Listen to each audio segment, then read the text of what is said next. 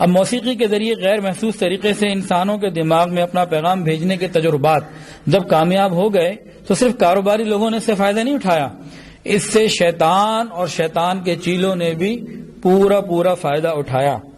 سب سے پہلے تو عریانی، فحاشی اور بے حیائی پھیلائی گئی، اس کے ذریعے سینکڑوں نہیں ہزاروں دفعہ گانے سنے گئے اور ان کا پیغام پہنچایا گیا۔ اس کے بعد کیا ہوا کہ شیطانی پیغام ان تک پہنچایا گیا، ایک پس منظر پیغام، اس کا ایک نام ہے، اس کو کہتے ہیں بیک ٹریک میسیجنگ۔ مثلا سننے والا اپنی سمجھ میں گانا سن رہا ہوتا ہے، اس کے کان گانے کی آواز کو سن رہے ہوتے ہیں، گانے کی ساؤنڈ کو سن رہے ہوتے ہیں، میوزک کو سن رہے ہوتے ہیں، مگر اس کا دماغ شیطانی خیالات سن رہا ہوتا ہے اور اس کے اندر وہ پیدا ہو رہے ہوتے ہیں، کیونکہ اس کے گانے کے پس منظر میں اس کو پیغام مل رہا ہوتا ہے کہ شیطان کی پوجا کرو، worship evil.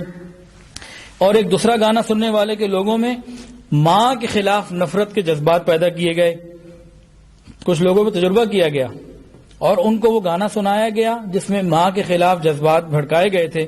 Message back track یہ تھا، کل یور موم۔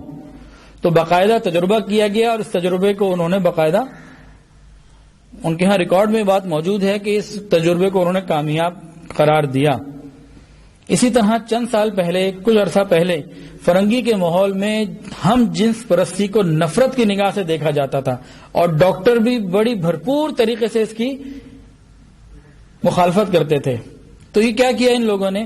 موسیقی کے ذریعے، بیک ٹریک میسیجنگ کے ذریعے انسانی دماغ کو یہ پیغام پہنچا دیے گئے، گائز لائف اسٹائل۔ یہ ایک میسج تھا خفیہ جو اس کے دماغ، موسیقی کے ذریعے لوگوں کے دماغوں میں پہنچا دیا گیا، اور آج وہاں جس سے پہلے وہ نفرت کرتے تھے وہ قانون کا حصہ بن چکی ہے۔ یعنی بیک ٹریک میسیجنگ کے ذریعے اپنی مرضی کی بات لوگوں کے دلوں میں ڈال دینا اور اپنا مرضی کا نتیجہ لے لینا۔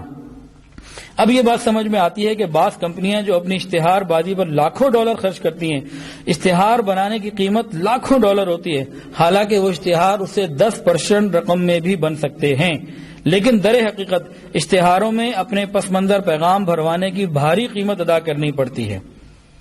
ایک اشتہار اگر انہوں نے بنوایا $1,00,000 کا، وہ $10,000 میں بھی بن سکتا تھا، لیکن وہ اکثر رقم جاتی ہے سائنسدانوں کو اور ان سائیکالوجسٹ لوگوں کو جنہوں نے دماغ کو کنٹرول کر کے ان کی چیز کی طرف متوجہ کرنا ہوتا ہے۔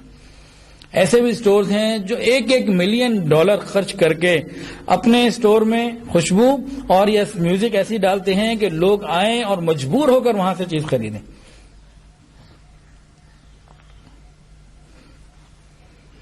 حضرت جی نے بتایا کہ حضرت کے قریبی جاننے والے PhD کرنے انگلینڈ گئے تو وہاں 300 کے قریب لوگ تھے، اور دیکھیں PhD کرنے کو چھوٹے بچے تو جاتے نہیں جی، پرائمری کا بچہ چلا گیا، تو 300 کے قریب لوگ تھے جو پوری دنیا سے مختلف ملکوں سے آئے ہوئے تھے۔ وہاں پہ جو ان کا پروفیسر تھا اس نے ایک میوزک سنایا، میڈونا کا گانا سنایا اور کہا کہ اس کے اندر آپ کو کوئی خاص پیغام بھی مل رہا ہے۔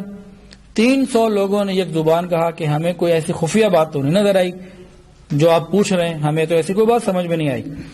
تو کافی بحث ہوئی، کافی بحث کے بعد اس پروفیسر نے اس کی فریکوینسی کو توڑنا شروع کیا، کم کرنا شروع کیا۔ اب کیا ہوا؟ میڈونا کے الفاظ ٹوٹنے شروع ہو گئے، سر اور تال جو راگ ہے یہ سب ٹوٹنا شروع ہو گیا، میوزک کی ساری وہ پوزیشن ختم جب ہونے لگ گئی تو بہت آخر میں جا کے وقفے سے ایک آواز ان کو آئی۔ اب میڈونا کی آواز نہیں آ رہی، اب میوزک کی سر تال ٹوٹ چکی ہے، اب وقفے سے ایک آواز آ رہی ہے، او اسٹین، اے شیطان، اے شیطان، اے شیطان۔ یہ کیا ہے کہ بیک ٹریک میسیجنگ کے ذریعے ہمارے دماغ میں اپنی مرضی کی اطلاعات ڈالنے کے لیے ہمیں میوزک کے ذریعے قائل کیا جا رہا ہے۔